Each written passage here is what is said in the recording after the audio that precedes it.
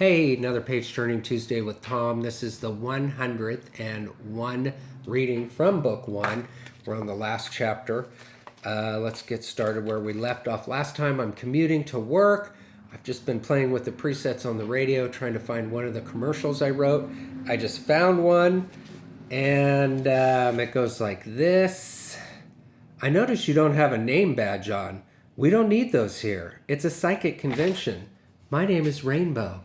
Rainbow on the Rocks. 2 years ago, yesterday, I had my lucky crystal recharged and it showed me a vision of cosmic proportions. The woman playing the part is perfect. She talks not so much to you, but to the universe surrounding you in a lofty, self-absorbed, ethereal tone inspired by my mother. Converging harmonic energies will channel us to the cue. There's some announcer copy, then Rainbow comes back for the stinger. I also read auras. Instead of laughing, I cringe. Then I become Dana Carvey doing John Travolta. That's like so weird, to hear that shit like that here. It'll be fun playing it for my mother. She's either going to kill me or love it. I think she'll love it. I park in the largest blob of precious shade I can find. Sacramento is a Spanish word, linguistically tied to sacrament, but I tell people it's an Indian word that means surface of the sun.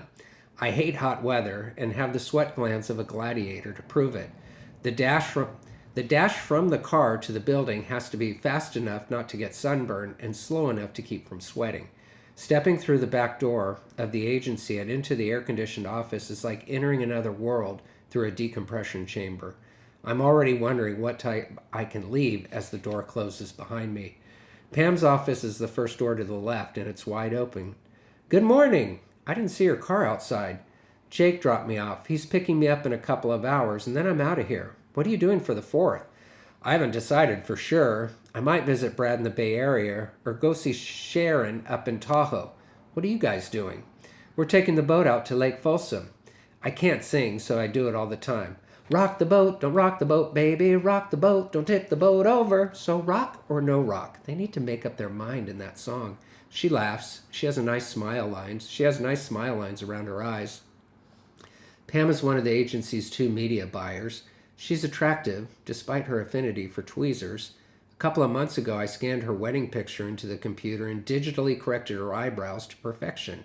But Pam insists they won't grow that way, nor will she allow me to pencil them in for her every morning like I offered. Bob accused me of being a little too much in touch with my feminine side.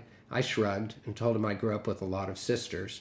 The eyebrow wedding picture is displayed on her wall, and we've been adding to it ever since. First, Bob drew a Manson-like third-eye swastika on her forehead. Mike added stitches and Frankenstein pegs. Ernie drew a thin mustache and blacked out some teeth. Then someone added devil horns. There's a lot of talent in this agency. I'm leaving early too, I say. If I don't see you, have a great time. You too. Mary, the other media buyer, is also in her office. She's a hugger and is already off her chair and coming in for one. It's all very pure and innocent, how hard we press our chests and thighs into each other, the way she breathes on my neck and sighs into my ear. We release, no harm, no foul, just a morning office hug between mutually consenting adult employees. I feign having a boner as I walk away. She's laughing. Good news, no lawsuit. My office is always open. I walk to my desk. The light on my phone starts blinking right away. It's Bob, my boss. Brass! He bellows into the phone, turning my last name into the wail of a hippo in heat. Did you come up with any ideas for Pete's Pizza, you incredibly worthless pile of poo? For no particular reason, my reply comes wrapped in an English accent. Indeed, my lord. While enjoying some figgy pudding, I might add. Care to hear them?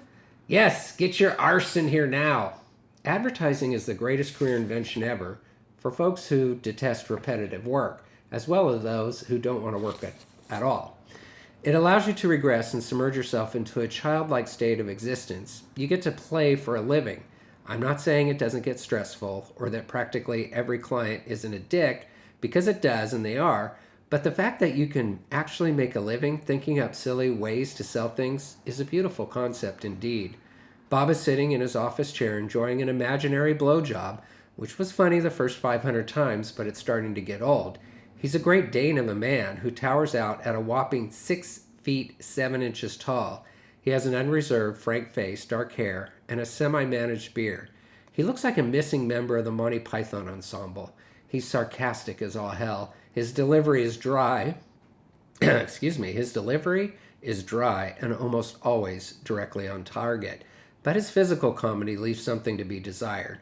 I quietly review my notes, waiting for him to finish. He throws back his head, gurgles, chest heaving, then his whole body shakes in a climatic spastic orgasm before he passes out cold.